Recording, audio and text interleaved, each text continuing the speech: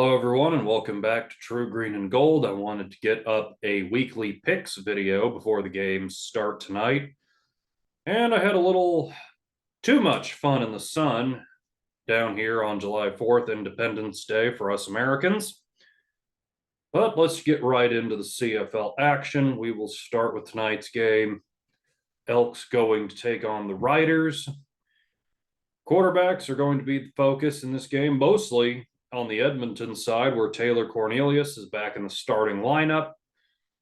Spent only one game on the bench in favor of Jarrett Doege. As you can imagine, Doege did not solve all the problems of this offense, and there are many of them. Gee, who'd have thunk it? Just about everybody. Trey Ford will be active tonight, and I hope to see him at some point.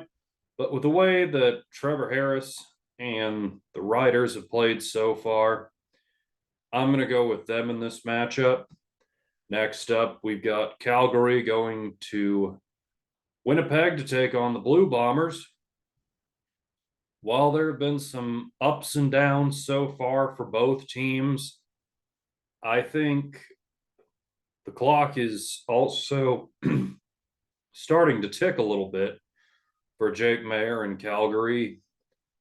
Without Malik Henry the rest of the season, it's going to be tough on him. But the question now is, can the Winnipeg defense have another good performance like they did in Montreal this past week in the deluge over there? Or are they going to get hit with a lot of points like they were against Hamilton, they were against BC? Even in the victory over the Riders, they allowed almost 30 points. Can the Stamps get some points on the board and keep up with a potent Bombers offense? I don't think so. I'm going with the Bombers. Next up, we got an interesting matchup in the East with Ottawa, now with Jeremiah Masoli taking on the Hamilton Tiger Cats, who have Matthew Schultz and maybe Kyle Oxley?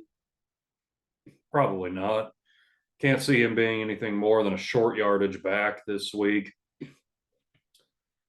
Regardless, I think the Ottawa defense is a fairly respectable unit. The defensive line really gets after it.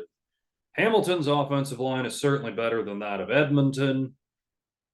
But regardless, I'm still going to go with the Red Blacks on the road in this game. And then finally, we cap off the week with Montreal at BC.